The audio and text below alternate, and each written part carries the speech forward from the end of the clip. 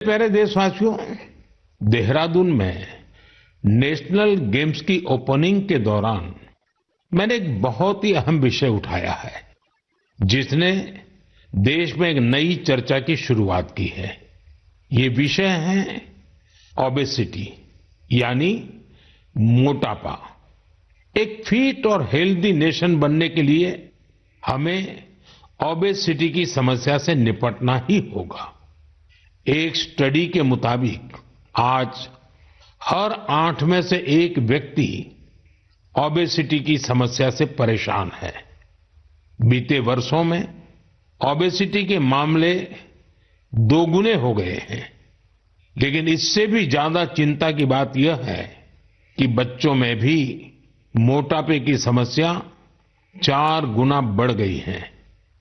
WHO का data बताता है कि 2022 में दुनिया भर में करीब 250 करोड़ लोग ओवरवेट थे, यानी आवश्यकता से भी कहीं ज्यादा वजन था।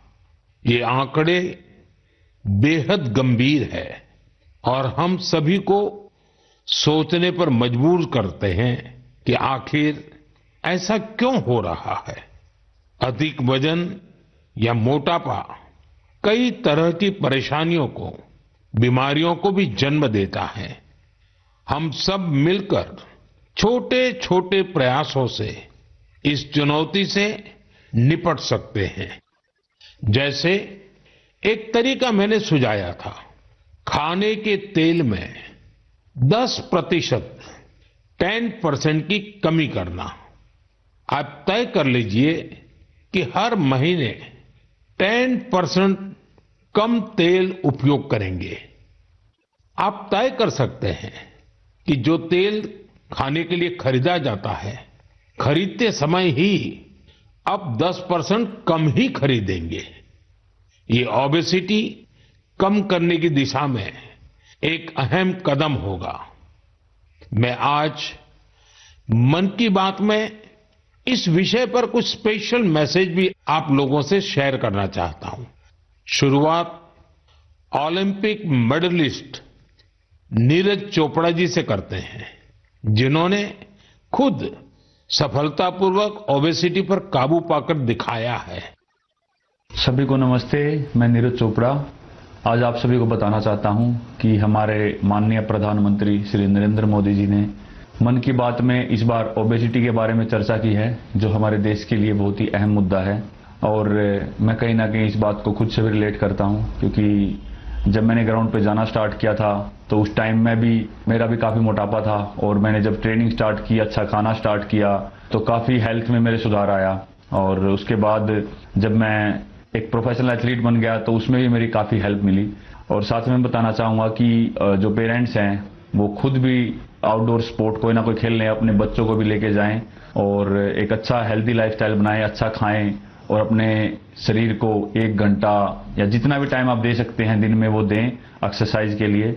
और मैं एक बात और ऐड करना चाहूँगा, अभी हाल ही में हमारे प्रधानमंत्री जी ने बोला था कि जो खाने में यूज होने वाला ऑयल है उसको 10% तक कम करें, क्योंकि कई बार हम काफ़ी तली हुई चीज़ें, ऐसी चीज़ें खा लेते हैं जिससे ओबेसिटी पे काफ़ी इम्पैक्ट पड़ता है। तो मैं सभी को कहना चाहूँगा कि इन चीज़ों से बचें और अपनी हेल्थ का ध्यान रखें। बस यही आपसे मैं गुजारिश करता हूँ और साथ उठ के हम अपने देश को ऊपर उठाएंगे। धन्यवाद। नीरज जी, आपका बहुत बहुत आभार। जानी मानी एथलीट निखत जरीन जी ने भी इस विषय पर अपनी बात रखी है।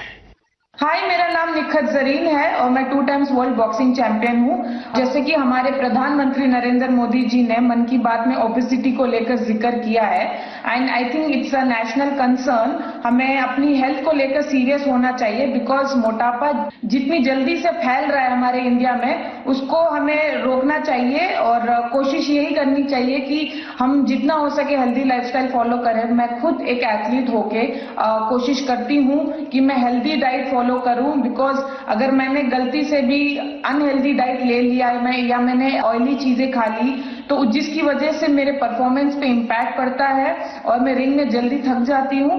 एंड मैं कोशिश यही करती हूँ कि मैं जितना हो सके एडिबल ऑयल जैसी चीजों को मैं कम इस्तेमाल करूँ और उसकी जगह हेल्दी डाइट फॉलो करूँ और डेली फिजिकल एक्टिविटी करूँ, जिसकी वजह से मैं हमेशा फिट रहती हूँ।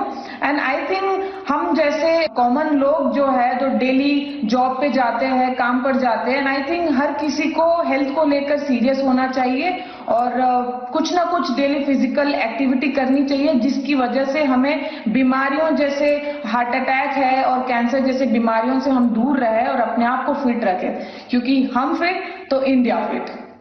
निखत जी ने वाकई कुछ अच्छे पॉइंट्स बताए हैं।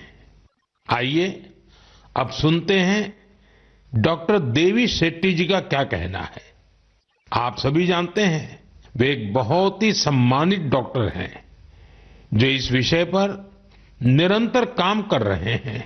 I would like to thank our Honorable Prime Minister for creating an awareness about obesity in his most popular Mann Ki Baat program.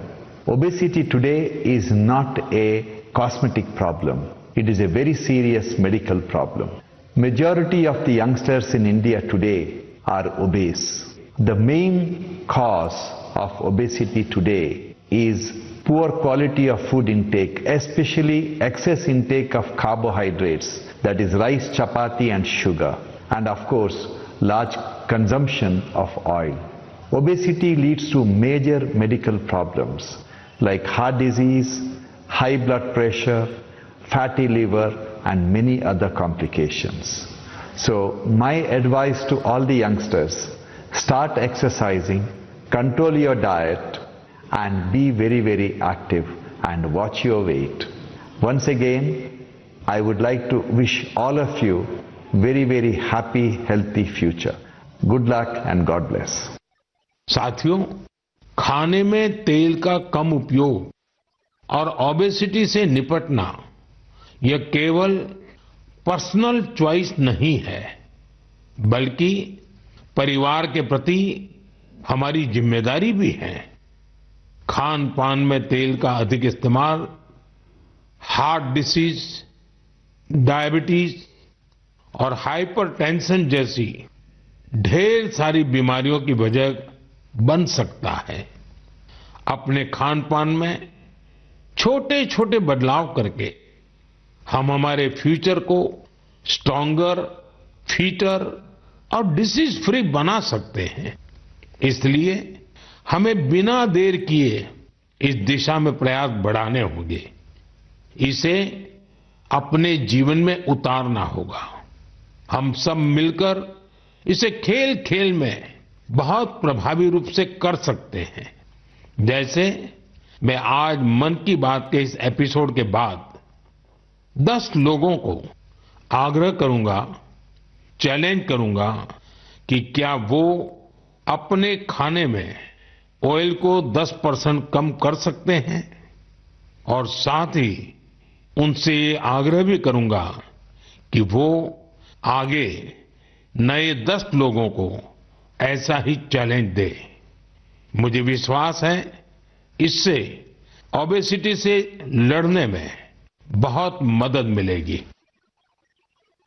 साथियों, क्या आप जानते हैं कि Asiatic lion, Angul, pygmy hogs और लायन टेल मैकाक, इसमें क्या समानता है?